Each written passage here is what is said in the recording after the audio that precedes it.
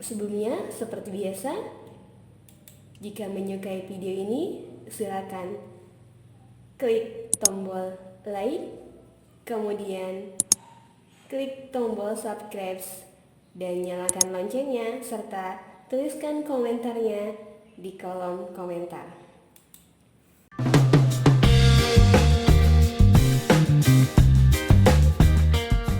Assalamualaikum warahmatullahi wabarakatuh.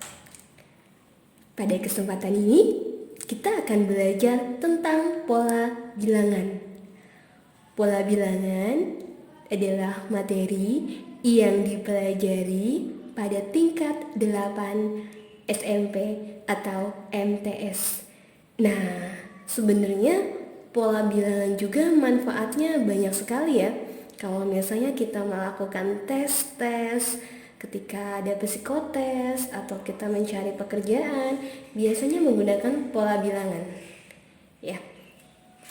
Apa sih pola bilangan itu? Pola bilangan yaitu susunan angka-angka yang mempunyai pola-pola tertentu. Nah, dalam kehidupan sehari-hari ada beberapa contoh nih makhluk hidup atau benda yang mempunyai pola bilangan tertentu. Yang pertama, ini adalah kulit sejenis moluska yang bernama Cambridge nautilus. Nah, ini kulitnya membentuk suatu pola tertentu. Kemudian ada biji pada bagian tengah bunga daisy, ini membentuk pola tertentu juga. Kemudian ada susunan bola biliar, ada 1, 2, 3, 4, 5, 6 membentuk pola tertentu. Kemudian gugusan batang dan ranting pohon dan formasi para penerjun bebas. Ini beberapa contoh. Pada kenyataannya masih banyak lagi contoh-contoh benda atau segala sesuatu yang membentuk suatu pola bilangan. Nah, ini secara basic pola bilangan itu ada yang berbentuk seperti pola garis lurus dan persegi panjang. Ini yang pertama ya. Nah, contoh pola garis lurus, ini contohnya. Ada 1, 2, 3, 4, 5 buah titik. Lurus saja, satu baris. Itu merupakan pola garis lurus. Kemudian ada juga yang disebut dengan pola persegi panjang. Ingat ya, kunci dari persegi panjang itu panjang kali lebar. Artinya antara sisi yang satu dengan sisi yang lain itu berbeda, panjangnya tidak sama.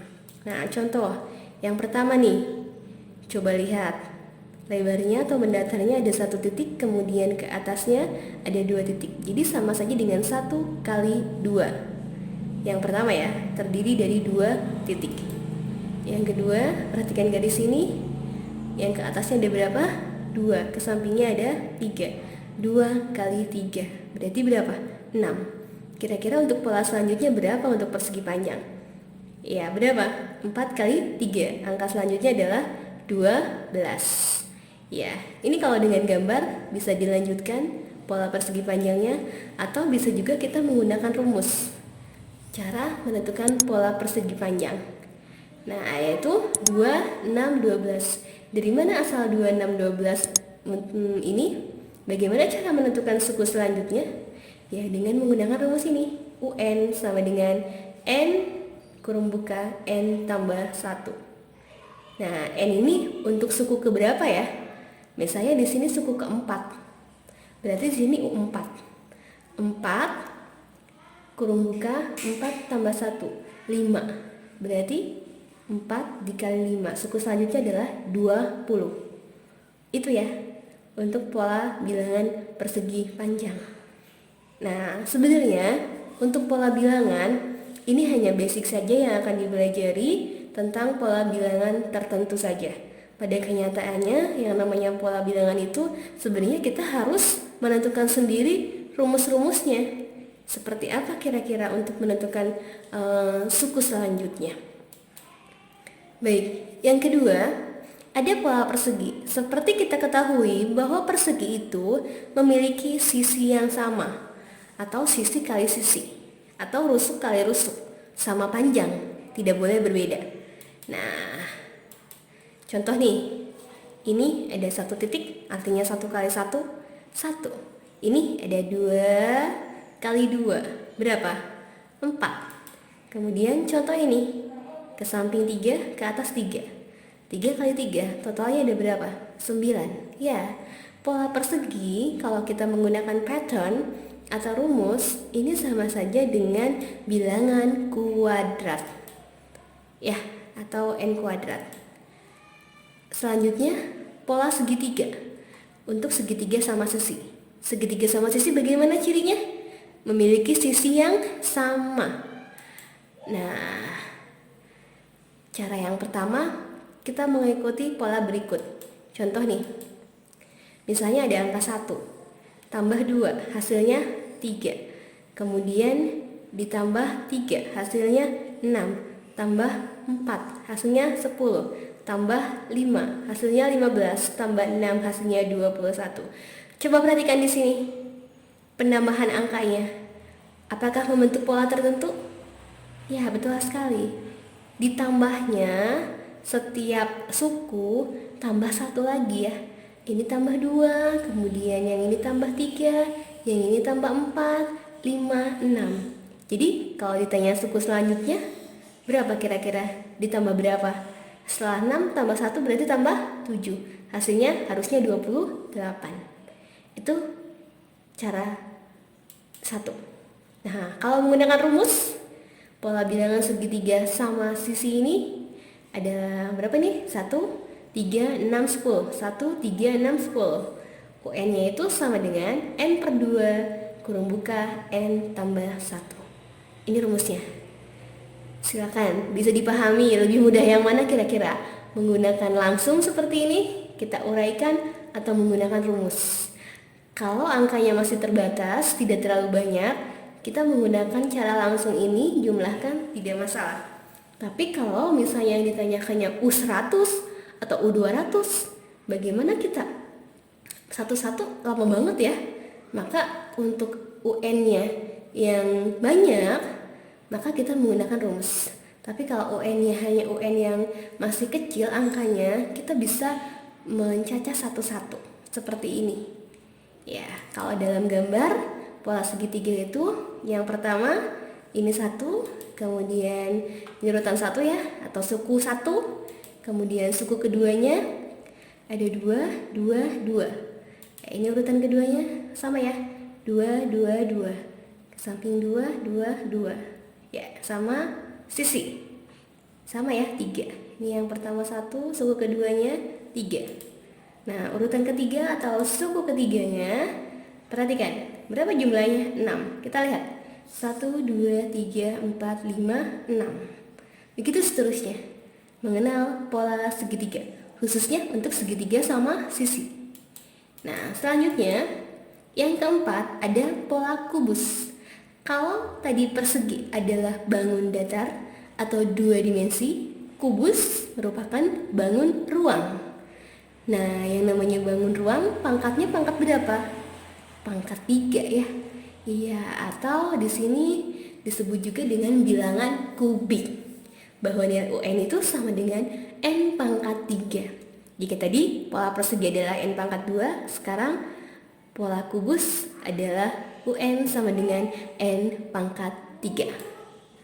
Nah, yang pertama 1. Kenapa 1? Atau suku pertamanya kenapa 1? Karena 1 pangkat 3 hasilnya berapa? 1 ya. Berapapun bilangan kalau dikalikan 1 hasilnya 1. Walaupun 1 pangkat 1000 itu hasilnya tetap 1. Jadi 1 kali 1 kali 1 sama dengan 1. Nah, sekarang suku yang kedua. Suku yang kedua berapa coba hasilnya? Kita lihat titiknya ada berapa? 1, 2, 3, 4, 5, 6, 7, 8. 8 ya, karena suku kedua itu 2 pangkat 3. 2 kali 2, 4. Kali 2, 8. Betul ya, sama seperti gambar ini. 2 pangkat 3 adalah 8. Nah, itu pola kubus. Kemudian 3 pangkat 3 berapa?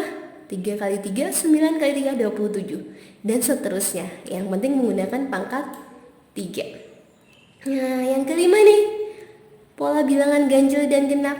Ini paling mudah. Jangan sampai lupa bilangan ganjil dan genap. Yang pertama, bilangannya ya, betul sekali. Gimana caranya? Bilangan kedua dan selanjutnya atau suku selanjutnya diperoleh dari bilangan sebelumnya ditambah 2. Ya, pokoknya yang namanya bilangan ganjil atau genap ditambahnya 2 terus ya untuk suku selanjutnya. Nah, yang pertama ganjilnya nih. Ganjil dimulai dari angka berapa? Betul sekali, ganjil itu dimulainya dari angka 1. Maka dari itu U1 adalah 1. Kemudian bilangan selanjutnya diperoleh dari bilangan sebelumnya ditambah 2. Contoh ini 1 ya. Tambah 2 sama dengan 3. Tambah 2 sama dengan 5.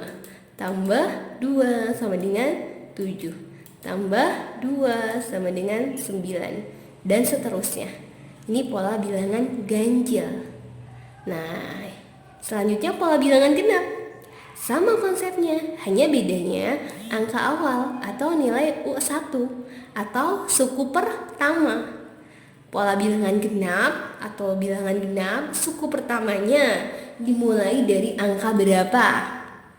Ya, angka 2 sebagai bilangan awal atau suku pertama. Selanjutnya sama ya, tinggal ditambah 2. Berarti 2 tambah 2 hasilnya 4, tambah 2 lagi hasilnya 6, tambah 2 lagi hasilnya 8, dan ditambah 2 lagi hasilnya 10. Begitu seterusnya. Ada yang unik nih, pola bilangan lagi. Pola bilangan segitiga Pascal. Buat apa sih sebenarnya pola bilangan seperti ini?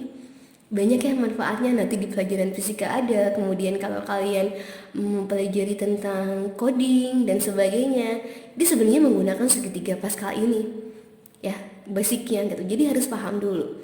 Ya, segitiga Pascal nanti menggunakan segitiga. Cara membuatnya, kita yang pertama ini angka 1 dulu di sini. Kemudian di pinggirnya kita letakkan juga 1. Seperti biasa, pinggir itu juga sama 1. Nah, cara menentukan angka 2 ini yaitu tinggal dijumlahkan antara 1 yang di atasnya dengan 1 yang di atasnya. Jadi hasilnya 2. Sudah ya? Ini suku pertama, suku kedua, suku ketiga. Jadi suku pertama berapa nilainya? 1. Suku kedua 2 ya. Nah, seperti itu ya. Kemudian cara menggunakan menulis suku ketiganya seperti apa? Ini ya. Suku keempat sama ya, suku keempat. Yang pertama tulis 1 di ujung dan tulis 1 di ujung. Kemudian untuk mendapatkan 3 ini tinggal dijumlahkan saja. 1 tambah 2 hasilnya 3. Nah, selanjutnya juga sama. Untuk menghasilkan 3 ini tinggal dijumlahkan 2 tambah 1. Jadilah suku keempat. Suku kelima sama, angka awal adalah kita tulis angka 1 di paling ujung dan angka 1 di paling ujung. Kemudian angka 4 ini diperoleh dari, nah ini 1 tambah 3 hasilnya 4. Angka 6 ini diperoleh dari 3 tambah 3 hasilnya 6. Angka 4 ini diperoleh dari 3 tambah 1 hasilnya 4. Atau kalau misalnya kita mau menggunakan rumus, jumlah bilangan pada barisan ke n adalah Sn sama dengan 2 pangkat n dikurangi 1. Ini segitiga Pascal. Ya, pola bilangan selanjutnya adalah pola bilangan Fibonacci. Ini lumayan terkenal juga ya. Nah, pola bilangan Fibonacci adalah barisan yang nilai sukunya sama dengan jumlah 2 suku di depannya. Contoh nih, bagaimana kita mendapatkan nilai 2 ini? Dan ternyata 2 ini adalah 1 tambah 1. Hasilnya 2. Nah, dari mana nilai 3 ini? Ternyata nilai 3 adalah 1 tambah 2. Hasilnya adalah 3. Dari mana nilai selanjutnya? 5. 5 diperoleh dari 2 tambah 3. Hasilnya 5. Kemudian nilai 8. Kita jumlahkan juga ya suku selanjutnya, 2 suku selanjutnya, yaitu 3 tambah 5. Hasilnya 8. Selanjutnya 5 tambah 8. gitu ya, dijumlahkan ya. 5 tambah 8 berapa? Ini berapa ini hasilnya? 9. Benar atau salah? Salah ya, harusnya berapa 5 tambah 8? Mohon maaf ya, ini harusnya hasilnya berapa? 13 ya. Mohon maaf ini salah, bukan 9, tapi hasilnya adalah 13 karena 5 tambah 8. Baik, demikian dasar-dasar tentang pola bilangan. Untuk selanjutnya bisa dikembangkan terlebih lagi sama rekan-rekan semuanya, bahwa sebenarnya untuk mendapatkan suku selanjutnya di pola bilangan itu tergantung dari kreativitas dan kemampuan sendiri. Dianalisis antara suku ke-1 dengan suku kedua sehingga kita menemukan pattern atau rumusnya untuk menentukan suku-suku selanjutnya. Insya Allah jika terbiasa kita bisa melaksanakan gitu, kita bisa menentukan suku selanjutnya ya. Nanti ada pola bilangan bertingkat dan sebagainya, dan yang pasti di sana ada pembagiannya, terkadang ada pengurangannya, kemudian ada perkalian atau operasi-operasi yang lainnya. Yang penting memiliki pattern yang pas, yang cocok, yang sama antara sukunya. Itu untuk pola bilangan. Next time insya Allah kita akan belajar tentang belajar menentukan rumus atau pattern untuk pola bilangan tertentu. Terima kasih. Mohon maaf tadi ada salah ketik sedikit. Semoga tetap bermanfaat dan semangat selalu untuk belajar matematika.